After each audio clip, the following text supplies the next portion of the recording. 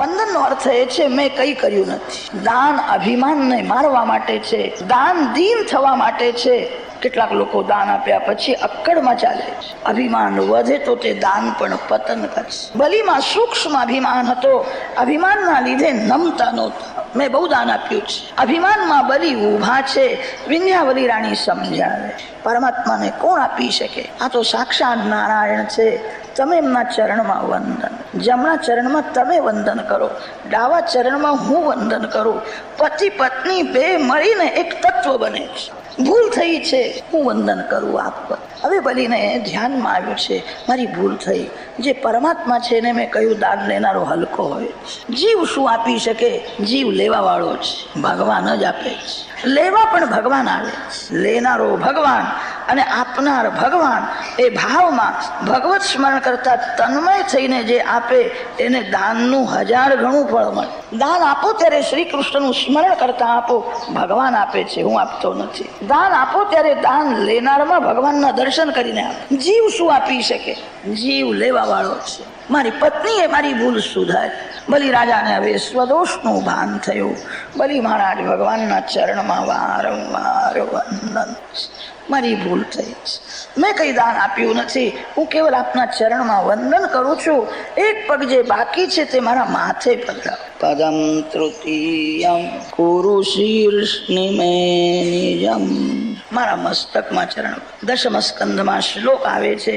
ગોપી શ્રી કૃષ્ણને જ્યારે મનાવે છે ત્યારે ગોપીએ કહ્યું છે તમારો હાથ મારા માથે પધરાવો. કર સરોરુહમ કાંત કામદમ શિરસી દેહિના શ્રી કર ગ્રહમ. હે કાંત, હે પ્યારે, તમારો હાથ મારા માથે પધરાવો. મસ્તકમાં બુદ્ધિ છે અને બુદ્ધિમાં કામ સૂતેલો છે. બુદ્ધિમાં સૂતેલો કામ જાગે છે.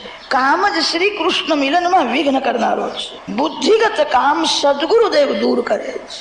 માનવ મોટો જ્ઞાની હોય, તપસ્વી હોય, સાધન કરતો હોય, શરીરમાંથી કામ નીકળે છે, ઇન્દ્રિયોમાંથી કામ નીકળે છે. કામ બુદ્ધિમાંથી નીકળતો નથી. કામ બુદ્ધિમાં સૂતેલો રહે છે. એ બીજા જન્મમાં પણ જાગે છે. તેથી સંસ્કૃત ભાષામાં કામનું નામ છે રુચ્છય. રુધિ શેતે ઇતિ રુચ્છય. સૂતેલો રહે છે, એ જાગે છે. એ જ ભક્તિમાં પ્રભુ મિલનમાં વિઘ્ન કરનારો છે. સદગુરુદેવ કૃપા કરીને માથે હાથ પધરાવે. ગોપીઓના સદગુરુ શ્રી કૃષ્ણ છે. તેથી ગોપી ભગવાનને મનાવે છે તમારો હાથ મારા માથે પધરાવો. બલિ રાજાએ કહ્યું છે આપને હું વધારે પરિશ્રમ આપતો નથી. હું વંદન કરું ત્યારે તમારા ચરણ મારા માથે પધરાવો. બલિ મહારાજ વારંવાર વંદન કરે છે. બલિના માથે ભગવાનના ચરણ આવ્યા છે. દેવો ગંધર્વો બલિ રાજાને ધન્યવાદ આપે છે. ભાગશાળી છે, ભગવાનના ચરણ માથે આવ્યા છે. પ્રભુનું હૃદય પીગળ્યું છે. મને બધું આપ્યું, મને કે છે મેં કઈ આપ્યું નથી, હું વંદન. બલિ રાજાને ભગવાનની આજ્ઞા થઈ તમે પાતાળમાં જઈને રાજ કરો. સ્વર્ગનું રાજ દેવોને મેં આપ્યું છે, પાતાળનું રાજ તમને. તમારા દ્વારમાં હું પહેરો ભરી. બલિ જીવાત્મા છે, વામનજી મહારાજ પરમાત્મા છે. આ જીવ જ્યારે બળવાન બને છે ત્યારે ભગવાન એના આંગણે આવે છે. બળવાનનો અર્થ એ છે પ્રેમ બળ જ્યારે વધારે છે ત્યારે પરમાત્મા બાળક થઈને આવે છે. વામન શબ્દનો અર્થ થાય છે બટકો. વામન શબ્દનો અર્થ થાય છે દુર્બળ. પ્રેમ બળ જ્યારે અતિશય વધે છે ત્યારે પરમાત્મા દુર્બળ બને છે. ભગવાન આંગણે આવે છે ત્યારે 4 પગ માગતા નથી, 2 પગ માગતા નથી. ભગવાન 3 પગ માગે છે. તન મન અને ધન મને આપ. ભગવાનની સેવામાં શરીર ઘસાવજો. સત્કર્મમાં પરોપકારમાં શરીર ઘસાવજો. આ શરીરના બહુ લાડ કરશો નહીં. આ શરીરને બહુ સુખ આપશો, શરીર બગડશે, મન બગડશે. તનથી ભક્તિ કરો. તનથી ભક્તિ કરે તો અભિમાન મરે છે, તનની શુદ્ધિ થાય છે. ધનથી ભક્તિ કરો. લક્ષ્મી મારી નથી, લક્ષ્મી નારાયણ. લક્ષ્મી મારી છે એવું સમજે એને લક્ષ્મી મારે છે. લક્ષ્મી નારાયણની છે એવી ભાવના રાખે તો લક્ષ્મીજી નારાયણના ગોદમાં બેસાડે. તનથી ભક્તિ કરો, ધનથી ભક્તિ કરો અને મનથી પણ ભક્તિ કરો. ભક્તિનો અર્થ એ છે મન ભગવાનમાં પરોવાયેલું રહે, એને ભક્તિ કરો. મન ભગવાનમાં પરોવાયેલું રહે તો ભગવાનનો આનંદ મળે. કેટલાક લોકો સેવા પૂજા કરે છે, પછી બોલે છે હવે હું થાકી ગયો, મને બહુ થાક લાગ્યો. પૂજા કર્યા પછી જેને થાક લાગે ને એ સમજે કે મેં પૂજા કરી નથી, મેં તો વેઠ વાળી. પ્રેમથી પૂજા કરનારને થાક લાગે. કોઈ પણ કામ તમે પ્રેમથી કરો, ભગવાન તમને શક્તિ આપશે, થાક લાગશે નહીં.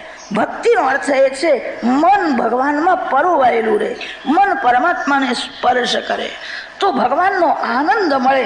જેને ભગવાનનો આનંદ મળે છે એને થાક લાગે નહીં. ભગવાન તન મન અને ધન 3 માગે છે. જે ભગવાનને તન મન ધન 3 અર્પણ કરે છે, ભગવાન કહે છે તારા દ્વારમાં હું પહેરો ભરી. બલિ મહારાજ પાતાળમાં ગયા છે અને તે બલિ રાજાએ જોયું એક એક દ્વારમાં શંખ ચક્ર ગદા પદ્મધારી નારાયણ વિરાજે. બલિ રાજાને આનંદ થાય છે. જ્યાં નજર જાય ને ત્યાં ભગવાન દેખાય. શરીર જીવાત્માનું ઘર છે, આંખ દરવાજો છે, કાન દરવાજો છે.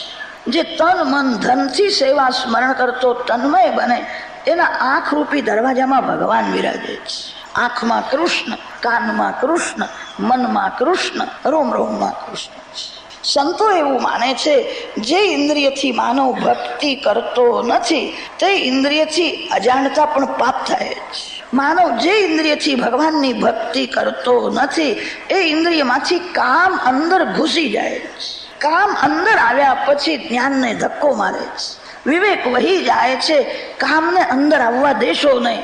કામ બહુ બળવાન છે. કામ અંદર આવ્યા પછી શક્તિનો નાશ કરીને જે બહાર નીકળે છે. માનવ જે ઇન્દ્રિયથી ભગવાનની ભક્તિ કરતો નથી એ ઇન્દ્રિયમાંથી કામ અંદર ઘૂસી જાય છે.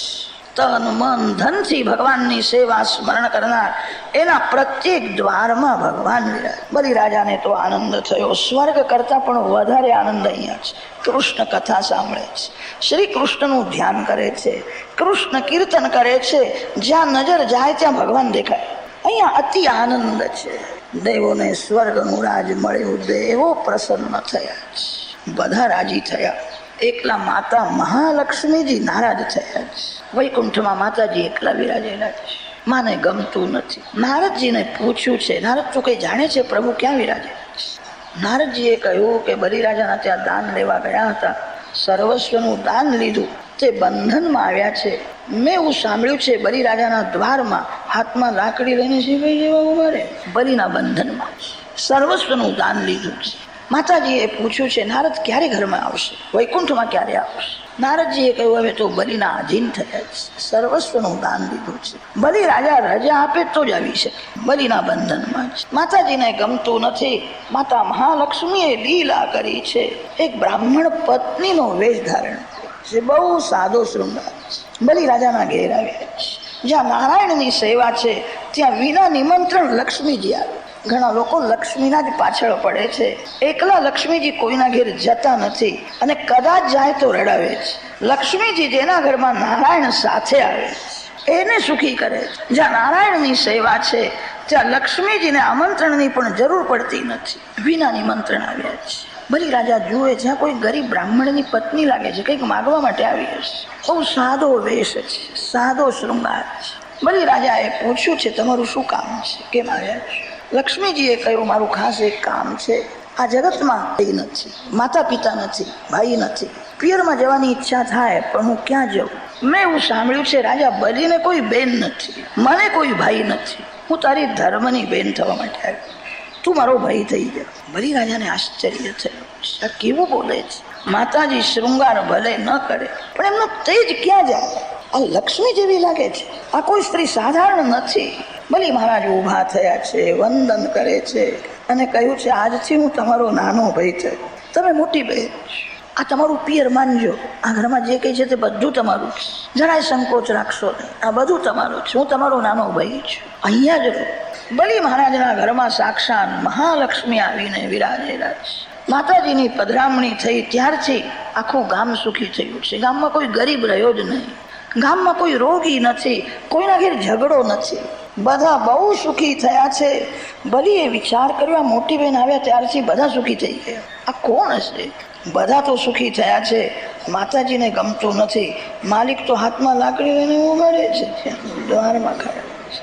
બલિના બંધનમાં આવ્યા છે. એવો કોઈ અવસર આવે મારા પતિદેવને હું બંધનમાંથી છોડાવીશ. શ્રાવણ મહિનાની પૂર્ણિમા આવી છે. લક્ષ્મીજીએ બલિરાજાને કહ્યું છે આજે રક્ષાબંધન થાય, બેન ભાઈને આશીર્વાદ આપે છે, મારો ભાઈ સુખી થાય, તું મારો નાનો ભાઈ છે, હું તારા હાથમાં રાખી બાંધી. બલિ બહુ ભાગશાળી છે, સાક્ષાત મહાલક્ષ્મી બલિરાજાના હાથમાં રાખી બાંધે. માતાજીએ આશીર્વાદ આપ્યો છે, મારો આશીર્વાદ છે કાળ પણ તને મારી શકે નહીં, મારો ભાઈ અમર થાય. બલિરાજાને માતા મહાલક્ષ્મી એવો આશીર્વાદ આપ્યો છે. બલિ મહારાજ આજ પણ છે. સપ્ત ચિરંજીવીઓમાં બલિની ગણતરી થાય છે. અશ્વત્થામા બલિર્વ્યાસ, હનુમાંશ્ચ વિભીષણ, કૃપાચાર્ય પરશુરામ, સપ્તૈતે ચિરજીવિના. જન્મ ગાંઠો એ જન્મ દિવસે આ સપ્ત ચિરંજીવીઓની પૂજા કરવાથી આયુષ વધે છે. અશ્વત્થામા આજ પણ છે, બલિ મહારાજ આજ પણ છે, વ્યાસ નારાયણ આજ વિરાજેલા છે. આ સપ્ત ચિરંજીવીઓની પૂજા થાય છે. માતા મહાલક્ષ્મીએ બલિરાજાના હાથમાં રાખી બાંધી અને આશીર્વાદ આપ્યો છે મારો ભાઈ અમર થાય, મારા ભાઈને કાળ પણ મારી શકે. બલિરાજાને આનંદ થયો, મને કેવો આશીર્વાદ આપ્યો છે, મને કાળ પણ મારી શકે, મારો ભાઈ અમર થાય. બલિએ વિચાર કર્યો બેન હાથમાં રાખી બાંધે આશીર્વાદ આપે તો એને પણ કંઈક આપવું જોઈએ, એ ખાલી હાથે ઘેર કેવી રીતે? બલિરાજા વંદન કરે છે અને કહ્યું છે મોટી બેન તમે આવ્યા ને ત્યારથી બધા સુખી થયા, આખું ગામ સુખી થયું. તમારા ઘરમાં જે દાગીનો ન હોય તે આજે તમે માગી લેજો. તમારા ઘરમાં શું છે શું નથી હું જાણતો નથી, જે ન હોય તે માગો. લક્ષ્મીજીએ કહ્યું મારા ઘેર બધું છે, મારા ઘરમાં એક દાગીનો નથી. તારા ઘેર જે દાગીનો ન હોય તે માગ, કે મારા હૃદયનો હાર તારા ઘરમાં છે. બલિ મહારાજ બરાબર સમજી શક્યા નહીં, હૃદયનો હાર મારા ઘરમાં ક્યાં છે? લક્ષ્મીજીએ કહ્યું તારા દ્વારમાં જે પહેરો ભરે છે એમને તું રજા. બલિરાજાને ખબર નથી કે આ કોણ છે. બલિ મહારાજ પૂછે છે મારા દ્વારમાં પહેરો ભરે તમારા કઈ સગા થાય છે? ચતુર્ભુજ રૂપે લક્ષ્મી નારાયણ પ્રત્યક્ષ પ્રગટ થયા છે. બલિરાજાએ લક્ષ્મી નારાયણની પૂજા કરી છે. માતાજીના ચરણમાં વારંવાર વંદન. જે જગત માતા છે એને હું બેન કહેતો હતો, મારી ભૂલ થઈ, ક્ષમા માગી છે. માતાજી આશીર્વાદ આપ્યા છે, તારી કોઈ ભૂલ નથી. પતિદેવને છોડાવવા માટે હું આવી. બલિના બંધનમાંથી ભગવાનને છોડાવી લક્ષ્મીજી વૈકુંઠ ધામમાં ક્રિયમાણે કર્મણીદમ દૈવે પિત્રેથ માનુષે યત્ર યત્રાનુકીર્તેત તત્તેષાં સુકૃતં વિદુ. વામનજી મહારાજની કથા વક્તા શ્રોતાઓના પાપને બાળનારી. પિતૃતિથિ હોય તે દિવસે વામનજીની કથા સાંભળવાથી પિતૃઓ બહુ પ્રસન્ન થાય, પિતૃઓ આશીર્વાદ આપે. 23મા અધ્યાયમાં વામન ચરિત્રની સમાપ્તિ કરી છે.